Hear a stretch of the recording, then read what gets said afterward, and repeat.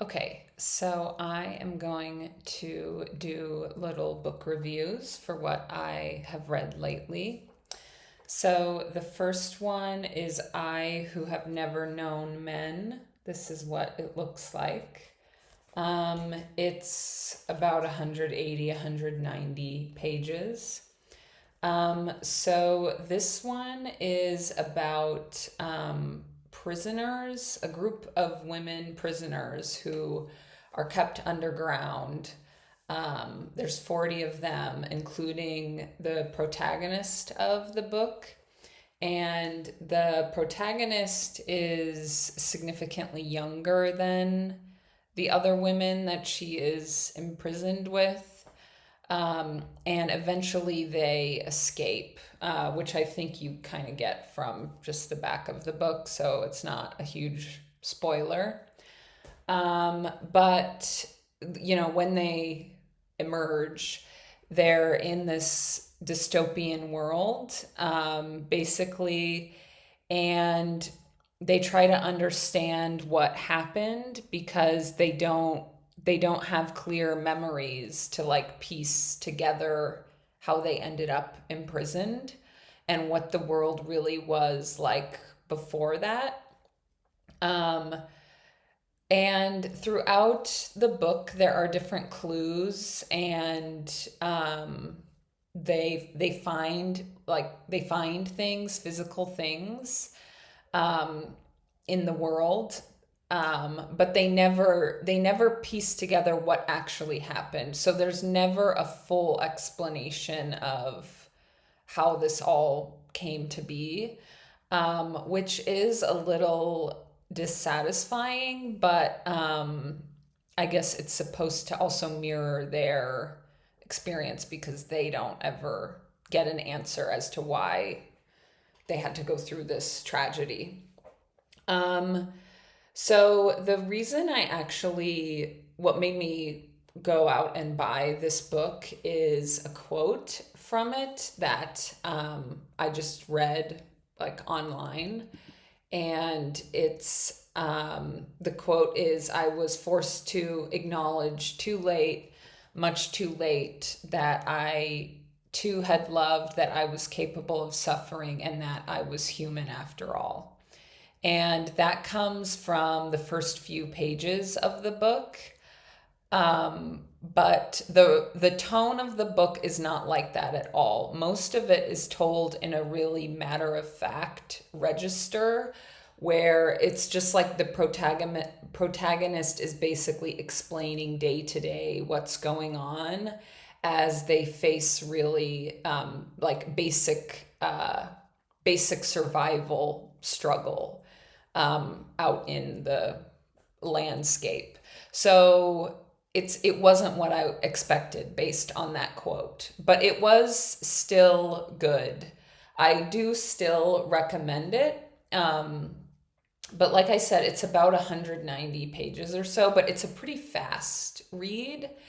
And I almost think I would have liked it more had I thought of it from the start as like a novella, because it almost has the feeling of like a short story where you don't have the expectations of ever figuring out exactly what happened, or it's not a mystery book where then you get the answer at the end. Instead, it's like a short story where these are the conditions. So if that what these were the conditions of the world, then what would that world be like, and what would it be like to live like that? So I am going to keep it, which is my litmus test for whether I liked it or not, if I'm actually going to keep it, because I might reread it. I will say this one was on the cusp, though. I considered donating it, getting rid of it, but I think I want to keep it. Oh, and the other thing I wanted to talk about with this book is actually the title. So, I Who Have Never Known Men. And so the protagonist is a woman who was imprisoned only with other women. And at one point, there is a male security guard that she sees, but she doesn't have any actual like relationship with him. So there is a man present in the book, or a few men present in the book, but they're not like named characters. Um, but I do think it's kind of ironic, right? That, okay, we finally have something, a piece of media that doesn't have men, and it's basically all about women. But still, in the title, we have to make it about the men in a sense. It is like the men's absence that it's like they're still so important that we just we have to talk about them. And I read the foreword, the introduction in this book, and it that's actually what kind of triggered me to start thinking about this, because it kind of raises the question of, is it supposed to be in some ways a bit utopian how the women live, like after they escape and are just trying to survive, and it's women only? And did the choices that the group made about how as a group they were going to survive and live their lives, how different would that have been if there were men in the group? So I did think that was interesting to think about, but I like that it's a piece of media that's just about women characters. And I feel a little, I don't know, a little disappointed that they named it I Who Have Never Known Men, because the whole point is that it's not about men. But maybe that's like the paradox, is that's also what makes it unique. And I will say the title kind of drew me into reading it. So, okay, the next book is Anna Karenina, which I really liked. I really enjoyed it. So I was intimidated by the length. My copy is about 940 pages, but I don't think it really drags at any point. There are some sections which are maybe a little more slow going, but I would say it was surprisingly lively and kept my interest. And I like the feeling of a long book, obviously, when you're enjoying it, because it's that feeling of being able to settle in, and the pleasure of knowing there's much more to come. It gives you insight into how upper class Russian society was like at that point. One of the startling things or striking things is just how many servants these people have. There's people like lighting the candles for them, and they're just constantly being waited on. But it's kind of a fun element, I guess, like, yeah, kind of almost fantastical seeming that there's just these servants constantly appearing to like complete all their whims. But of course, then they're all so emotionally tortured by what's going on in their lives. So the one thing, though, is the ending. So this is a big spoiler if you don't want to know what happens. But Anna Karenina does kill herself. So she has this affair with someone, and then she basically, can't bear being apart from him, but also the negative consequences on her life if she chooses to be with him, and she is eventually overwhelmed by this and commits suicide. So, okay, it took me by surprise, which was maybe a little silly, because I knew there was a bad ending. Like, I knew it didn't end well for her, but for some reason it was still surprising that she did that. And especially in hindsight, it seems so obvious, and like there was foreshadowing for even how she did it. And in contrast, like her situation with another main character named Levon, I don't know how you say it. He ends up like happy in the end, and he goes through the novel and is kind of grappling with, he thinks about religious questions, philosophical questions, like economic and political questions. And in the end, my take was kind of that he settled down, he got married, and he kind of decided, like, I'm not going to bother with these existential questions, and I'm just going to live my life and be happy, um, and take it like day to day. And so, in some ways, I found that kind of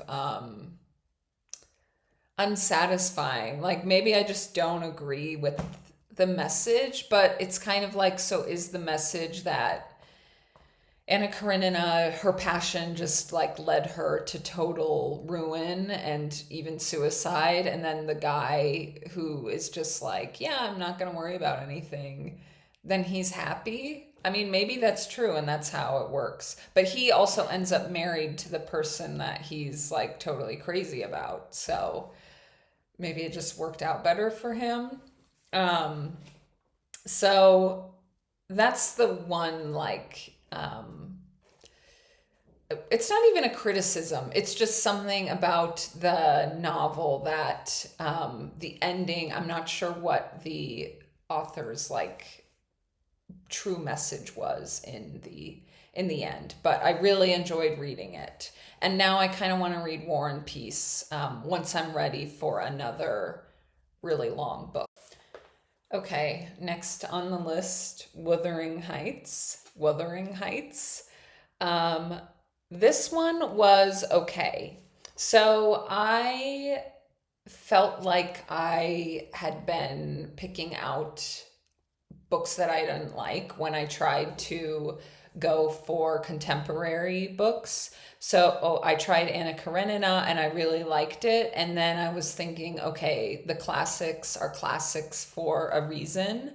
And I saw Wuthering Heights at the store and I was like, I'm gonna read this next. That's why I chose it. And of course it had kind of been, on my mind in the background because of the movie, but I never saw the movie. And I don't think I want to.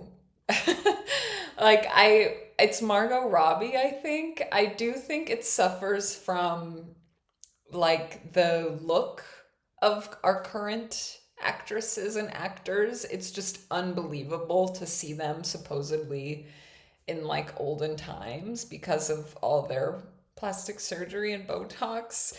And it just looks kind of silly when you see them in like period pieces. And then also the man that plays Heathcliff is clearly in the novel, he is not a white man, which I think is relevant, but they chose a white guy for the movie.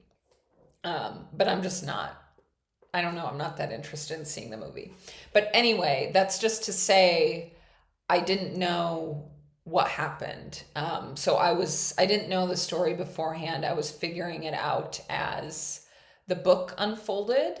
And this was, personally, I found it to be a book where you do have to kind of piece things together. So sometimes I would actually look at SparkNotes after reading some chapters because I found it kind of confusing, which I think is intentional because the way the book begins is someone arrives to this estate and they start piecing together the history of everything that happened.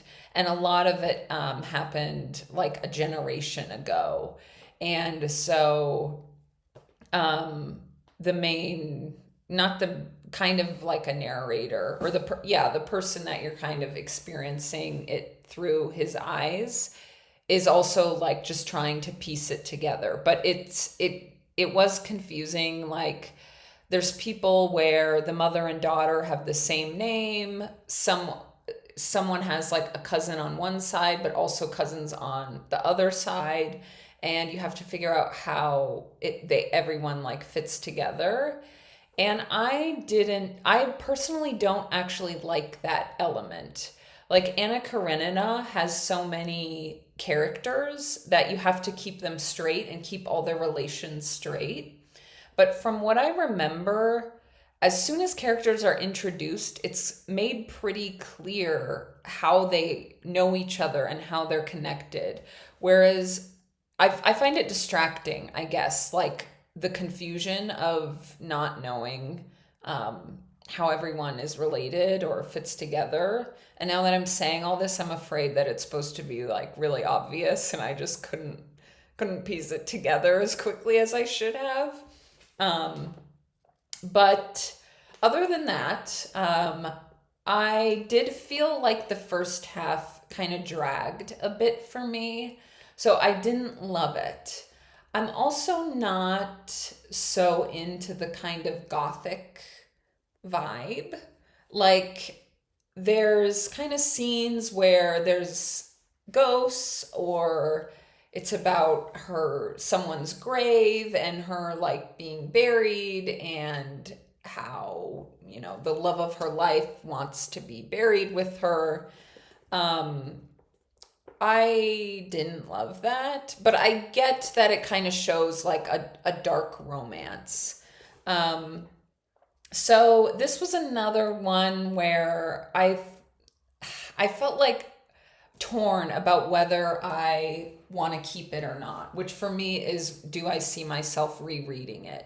And I think I'm a little biased because it's such a like classic. I kind of feel a little bit more obligated to respect it. I do have to say, at the end of my copy, there's like a 2-page afterword written by Virginia Woolf.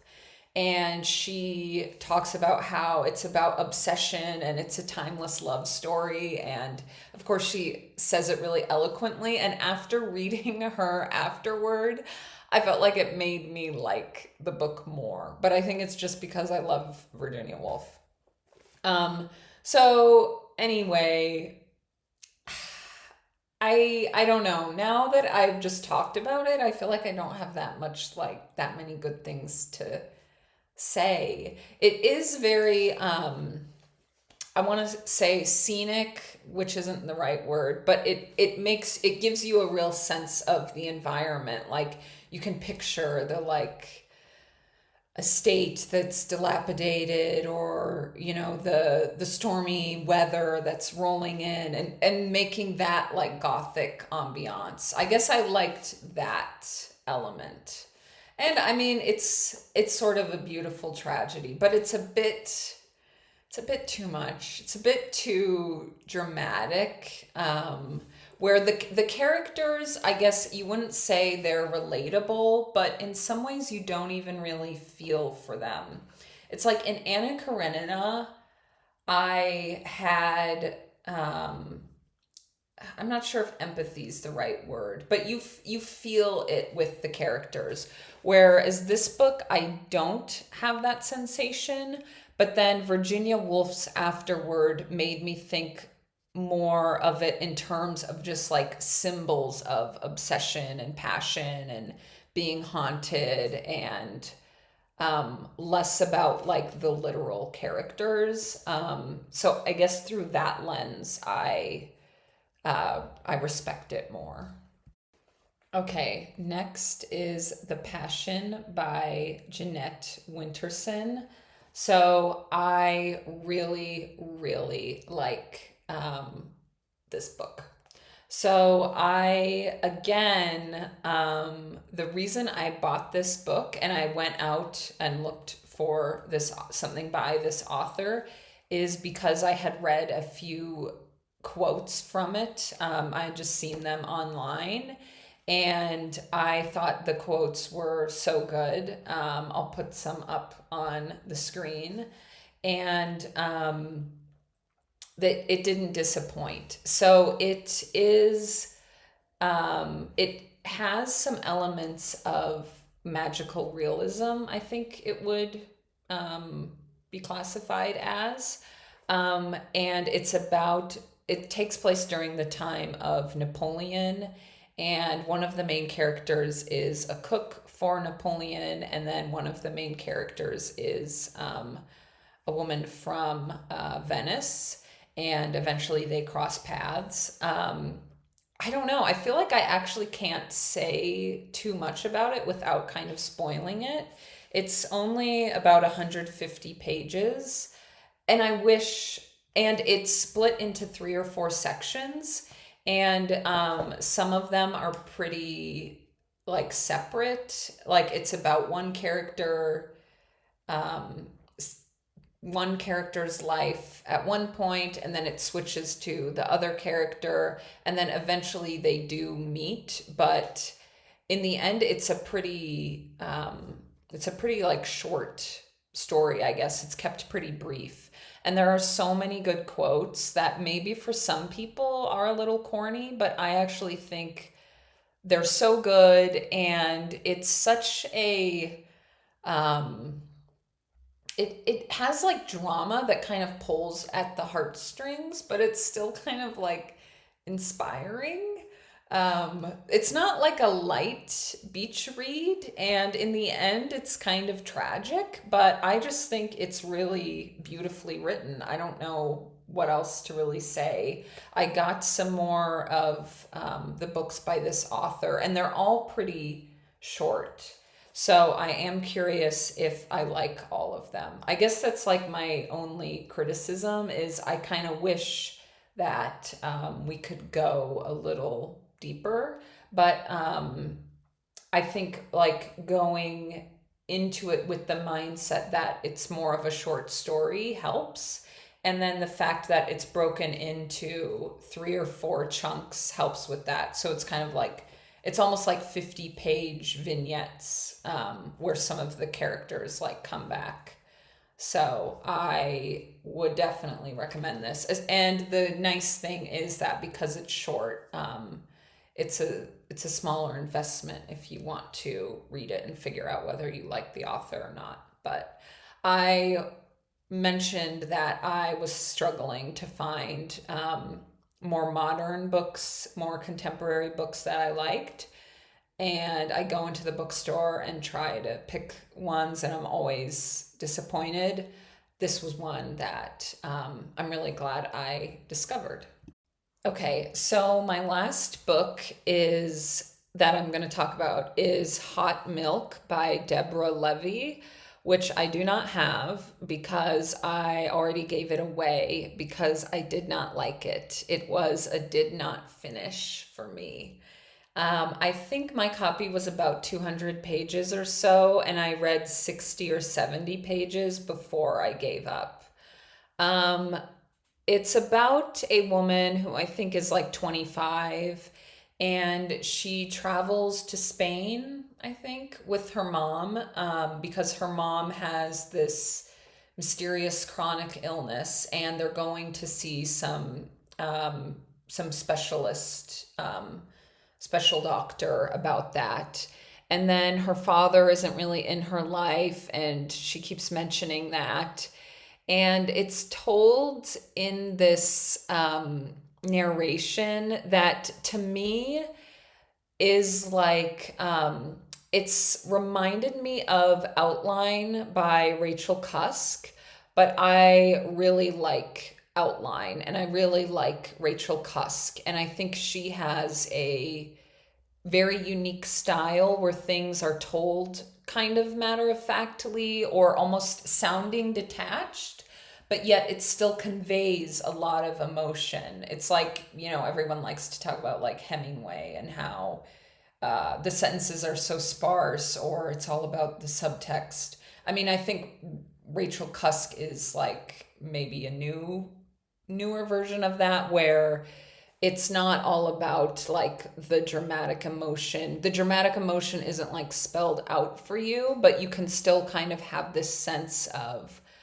how it actually captures how life unfolds. And I think Rachel Cusk's version that is done very masterfully. Side note, I actually saw a headline yesterday that Rachel Cusk has a new book coming out, and it's supposed to be about Natalie Portman's life. Like they personally know each other, and Rachel Cusk like wrote about what it's like to be Natalie Portman. So I'm very curious to read that. But going back to Hot Milk, I feel like it tries to do that and it totally falls flat. And instead, it reads as like pretty like almost juvenile. And maybe you're supposed, the protagonist is like 25 and kind of lost, but it's so cliche. It's like, okay, they're kind of hitting you over the head with the symbolism of like her mom has like the mysterious illness and she has to go like help her mom. And then it just like keeps mentioning about the father that's not in her life. And it just kind of came across as forced.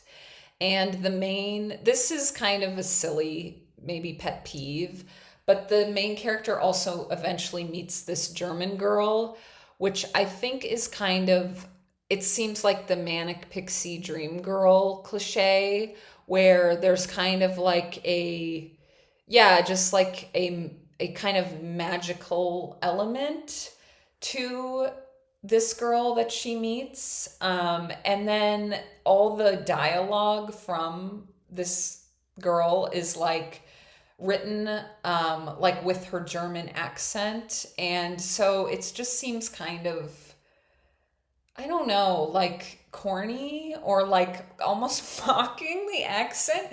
And again, maybe that's just my own, like, that's just something I kind of gripped onto, but it was like annoying to constantly read that. Like they're apparently like kind of making fun of this person.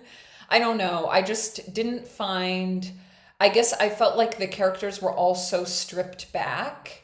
And I think the doctor that's like treating the mom, I think it was supposed to have some comical moments with him, but I didn't really find it that funny. And in general, yeah, all the characters are so stripped back, but not in a way that like leaves room, then the author doesn't fill it in with anything. It's just like a sad story about kind of empty people, I guess. And it's just, I just didn't find it compelling.